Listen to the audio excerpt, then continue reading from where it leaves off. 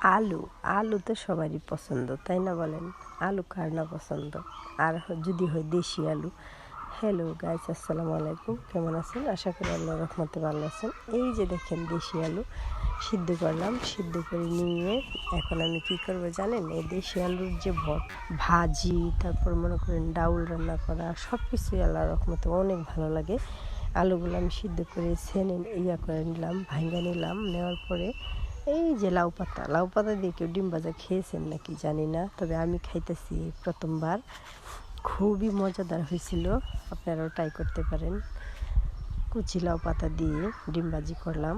এখন এই যে আলু সিদ্ধ করে এই যে মশলা কষাবো, মশলাগুলো দিয়ে ভাজা একটু করে নিব।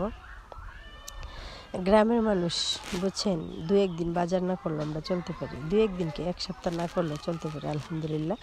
এই যে গাছের শাক সবজি, পুকুরের মাছ, তারপরে সব কিছু আল্লাহর রহমতে হাত দিলে পাওয়া যায় খাওয়ার মতো। আশেপাশে কচু টুচু সব কিছুই আছে আল্লাহর রহমতে। গ্রামের মানুষের চলাফেরা অন্যরকম। শহরে তো একটা কচু খাইবার গেলেও কিনা খাইতে হয়, একটা কচু খাওয়ার মনে চাইলেও টাকা ছাড়া কচু পাতিলায় ওঠে না। আর গ্রামে বাজার না করলেও এক সপ্তাহ চলতে পারে মানুষ।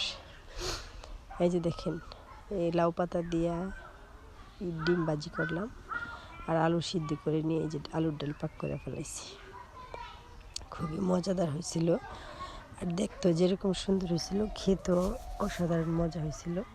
আর দেশি আলুর ডাল তো আরও মজা, দেশি আলুটা তো আরও ভালো লাগে। ছোট ছোট আলু, এটা ভাজিও ভালো লাগে।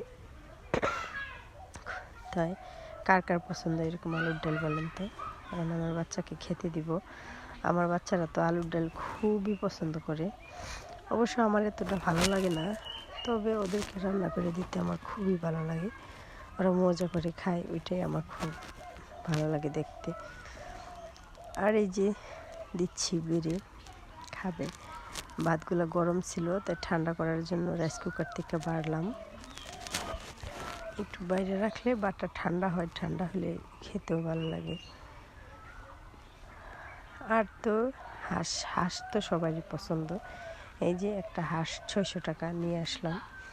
এখন মনে করেন কি হাঁসটা রান্না করা হবে, এটাকে জবাই করব।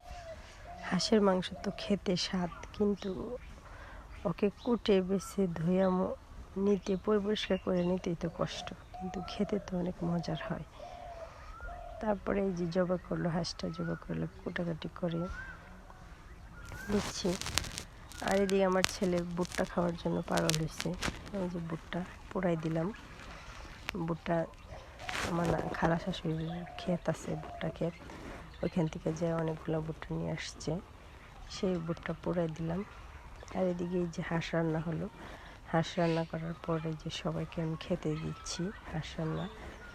তো কার কার হাঁস পছন্দ বলেন? আলহামদুলিল্লাহ, আমাদের তো হাঁস অনেক পছন্দ, খুবই মজার ছিল। তো সবাই দাওয়াত রইল হাঁস খাবার, বেড়াতে এসে হাঁস খেয়ে যাবেন। আমাদের গ্রামে হিউজ পরিমাণে হাঁস মুরগি পাওয়া যায়। এই যে দেখেন কেমন হয়েছে রান্নাটা বলেন তো? তো সবাই ভালো থাকেন, আল্লাহ হাফেজ।